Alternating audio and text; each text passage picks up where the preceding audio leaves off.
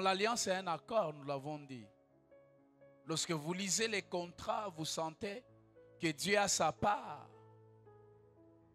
Il dit à Abraham, voilà ce que je veux de toi. Pour que ceci s'accomplisse dans votre vie, vous devez vous circoncire. Ça veut dire qu'il y a la part de Dieu, il y a les choses que Dieu fait dans notre vie, il y a des choses que nous devons faire. C'est-à-dire dans cette alliance de prospérité, c'est question de la pratique, des clauses de l'alliance. Ainsi, j'ai dit la semaine qui commence, c'est une semaine très importante pour nous parce que nous allons voir les lois ou les principes de la prospérité. Nous allons voir les piliers. Si nous voulons voir nos vies prospérer dans toutes les dimensions, il y a des choses que nous devons connaître, des choses que nous devons faire. Je réfléchissais avec mon épouse, j'ai dit, dans le monde francophone, ou bien l'Église de Dieu dans le monde francophone, elle est trop philosophe et réfléchit trop. Tandis que dans le monde anglo-saxon, ils sont beaucoup plus pragmatiques. Nous, on parle trop et ils mettent en pratique les principes. C'est ainsi qu'ils ont beaucoup plus de résultats que nous.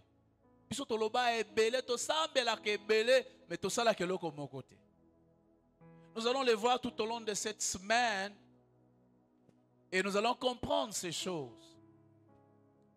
Et l'autre chose que nous avions vue, très importante, que je voudrais rappeler, d'ailleurs nous arrivons ici. Mais aujourd'hui, je vais juste ajouter une petite chose et nous allons prier. Et nous allons voir des choses très importantes à partir de demain. Aujourd'hui, j'ajouterai juste l'alliance ratifiée dans le sang de Jésus-Christ est plus meilleure que ce qui a été fait dans l'Ancien Testament. Mais avant d'aller là-bas, je voudrais juste rappeler cette chose très importante. Je dirais même que c'était la base de notre enseignement. C'est la dimension spirituelle et matérielle de l'alliance de prospérité, frère.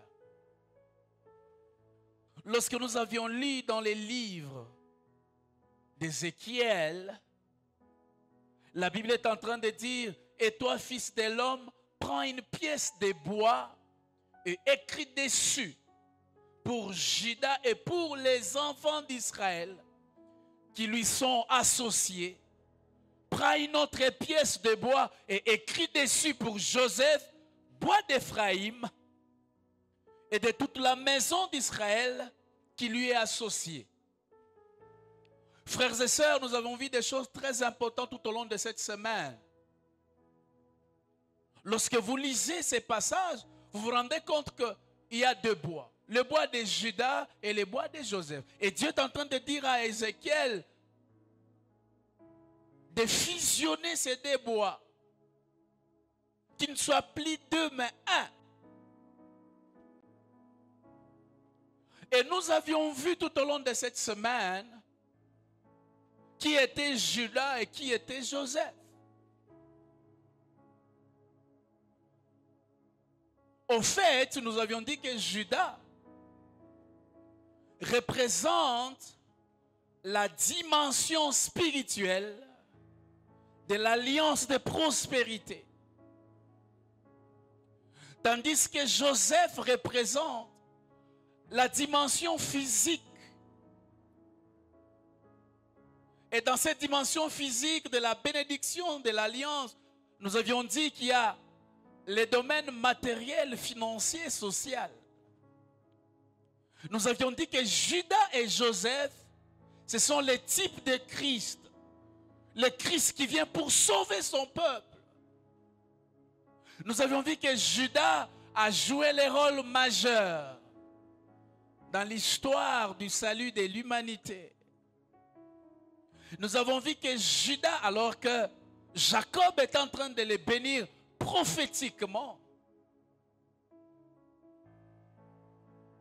il dit le bâton souverain ne s'éloignera pas de Judas jusqu'à ce que les Shirlo viennent et que les peuples ici c'est au pluriel.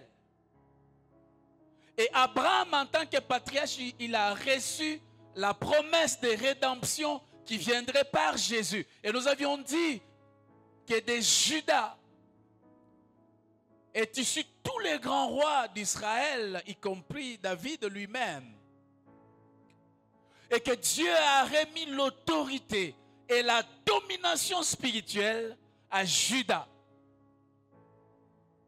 La Bible parlant de Jésus dans Apocalypse 5:5, il dit qu'il est le lion de la tribu de Juda. C'est lui à qui appartient la royauté, la domination, la puissance. Et lorsque Jésus vient, il s'écrit après sa résurrection, il dit « Tout pouvoir m'a été donné dans les ciels et sur la terre ». Ainsi nous avions dit, frères et sœurs, que Dieu nous a donné le pouvoir spirituel de dominer et de maîtriser les mondes spirituels, de sorte que les sorciers, les diables et les démons ne puissent faire quoi que ce soit dans ta vie, parce que tu as le pouvoir. Je crois que quelqu'un le dira amen. Le temps de pleurer est arrivé à la fin. Lorsque Satan s'élève, tu dis, Satan, tais-toi, ta place est sous mes pieds. Frères, soyez conscients du pouvoir que Dieu vous a donné. Frères et sœurs, c'est anormal qu'un enfant de Dieu qui a reçu Jésus comme Seigneur et Sauveur, vous dormez et puis un sorcier vient vous étrangler. Mais c'est anormal. Dis à ton voisin que c'est anormal. Nous avons reçu le pouvoir. Ça, c'est le rôle que Judas a joué. Judas a joué les rôles des sauveurs, de Joseph, alors qu'il devrait être tué par ses frères. Judas va proposer qu'on ne les tue pas, mais qu'on les vende. Nous avions vu de même avec Joseph. Lui, il a joué les rôles de sauver son peuple d'Israël. Alors qu'il a été vendu. Lorsque vous regardez avec les yeux prophétiques, vous sentez que Jésus aussi a été vendu. Joseph était en prison comme l'image de la mort de Christ. Et lorsqu'il sort en prison, on le propulse au rang de gouverneur. Cela symbolisait la mort et la résurrection de Christ. C'est ainsi que nous disons, ce sont les types de Christ. Et nous avions vu les deux côtés de la bénédiction de Dieu dans notre vie au travers Jésus-Christ. Est-ce que quelqu'un est en train de me saisir? Est-ce que quelqu'un me saisit? Très important, frères et sœurs. Très important. À combien plus forte raison? Mais Jésus pouvait faire des miracles parce que la Bible dit Jésus a fait des choses que même si on écrivait, il n'y aurait pas d'endroit pour placer ces choses. Il était fils de Dieu. Mais un entrepreneur, je m'imagine aujourd'hui Jésus charpentier. Dans la vie de Kinshasa, il allait être un millionnaire. Est-ce que quelqu'un est en train de me saisir?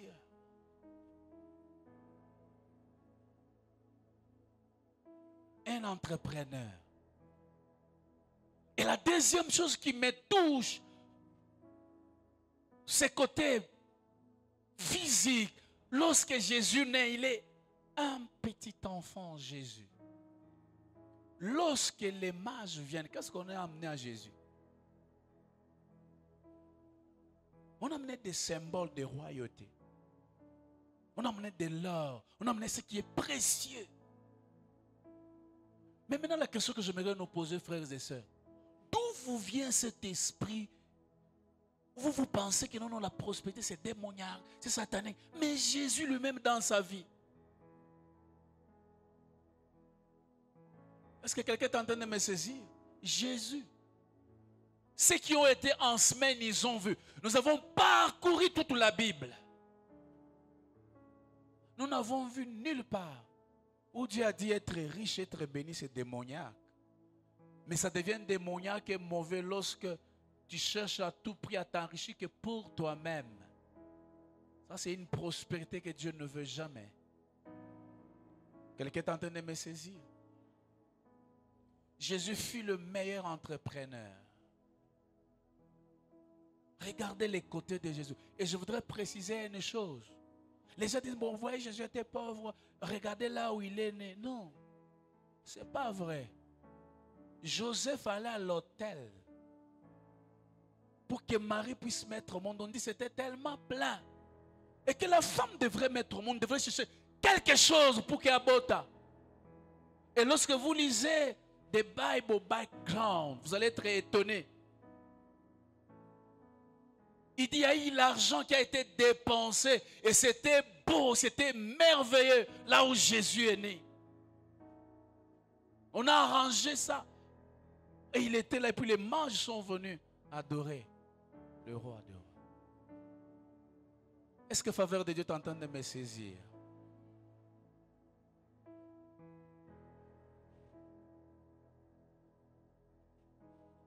Mais j'aimerais vous dire que toutes ces choses, Judas, Joseph, c'était juste l'ombre des choses à venir. Jésus devrait venir.